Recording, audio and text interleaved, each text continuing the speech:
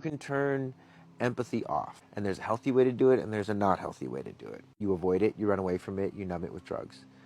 The healthy way to do it is actually to develop the skill. Like, for instance, let's say you have an undefined ajna that's up here, pineal gland, that's all this cognitive function, gray matter, all this stuff. It conceptualizes answers. Like if I close your eyes and I tell you to imagine the thing that you want to eat, right? A picture will come to your mind, typically.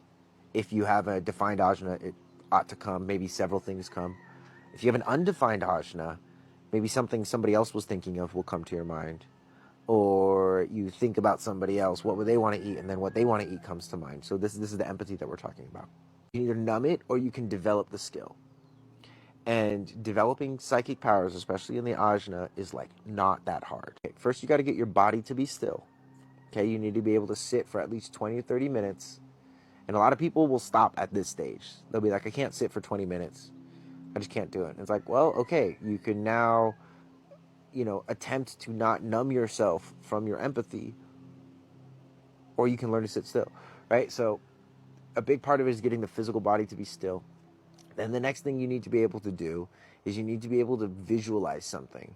And so you get something like a microphone and you look at it, and this is the practice right here. Like you look at it, and then I'm going to close my eyes and I'm going to like recreate it in my mind.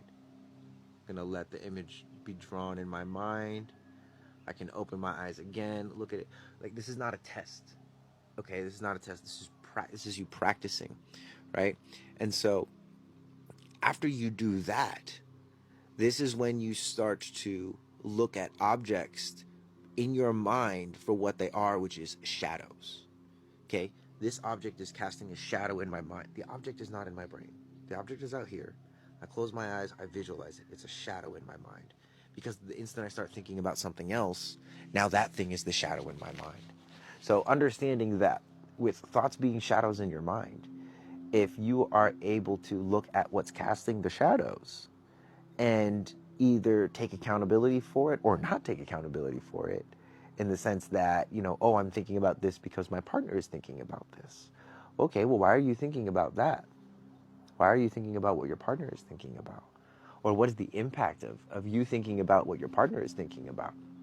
Right? Because when you start to understand that shadow concept there, again, thoughts are not things yet. Thoughts are not things yet. And people have this tendency to want to resist the thoughts. And I don't want these thoughts in my mind. It's like, dude, that's like trying to get the heart to stop beating. I don't want this blood in my system. It's too high. Well, regulate it. Get better, like get stronger, become a more skilled empath, right? And my invitation to you is to practice that. Sit still, visualize a concept, and then when you're thinking, track what's casting the shadow. And that's how you become more aware and more empathic, right? Because then you start to realize like, oh, I was just feeling great, and then I started thinking about this, and that thought belongs to my boyfriend or my boss or my partner or my kid or whatever, and now I feel like this. Oh, great. Well, you've been sitting still, so you know the difference between this and this, right? You've been visualizing stuff, so you're able to conceptualize this shadow concept. Cool. Thoughts are shadows. There's something casting the shadow, right? What is the thing that's casting the shadow? And that's it. Then what's the impact? How